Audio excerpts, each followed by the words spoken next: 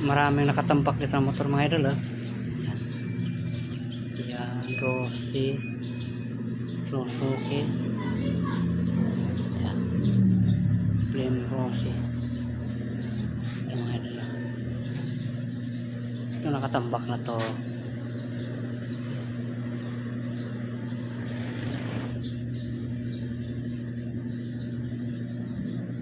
Nakatambak na mga idol. Ito nakatambak na to mga idol. Yung tatlo na yan,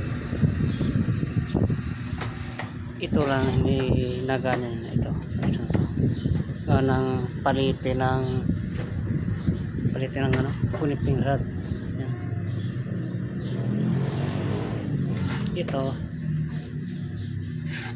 ayos pa to,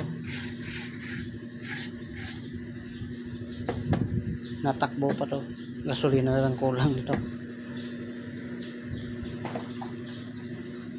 Nagpalit na ako ng motor kaya napatambak to.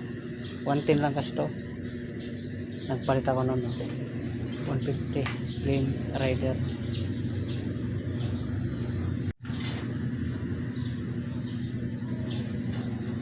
Ngayon mga idol, ito Rossi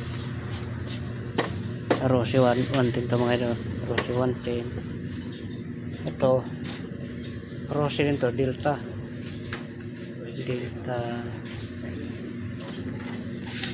110. Delta 110.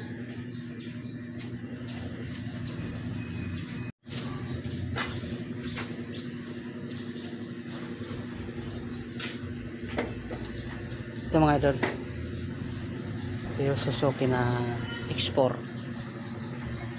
pero ang tangke nito barako.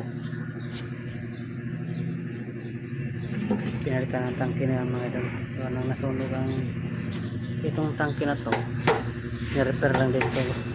Yan ang nasunog to. Kaya iba na ang tangke nito. Pang barako na Kawasaki. Ito mga idol, sa tatlo nito, yan, sa apat na yan, apat ng motor to. Pang lima yan nakakabit na yan, na yan, discard interior na yan. Sa lima na yan mga idol, ito yung pinakamatibay yan. X4, ito talaga pinakamatibay niya. Walang dito mga idol,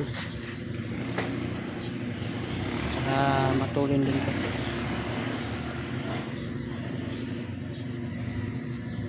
Kahit ilang taon to, hindi basta-basta nasisira itong ganitong klaseng motor, yung X4.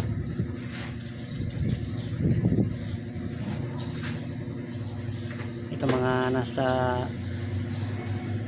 ano sa akin to, 20 years na sa akin.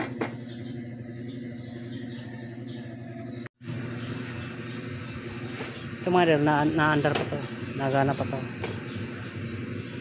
Gasolina lang din ang kulang nito, wala tong sira. Nang hinayin lang akong ibinta to, ganang parang may sa akin, may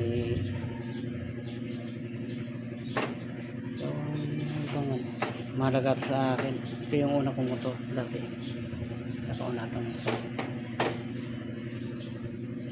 Saka matibay itong ganitong klase motor, Suzuki X4 125.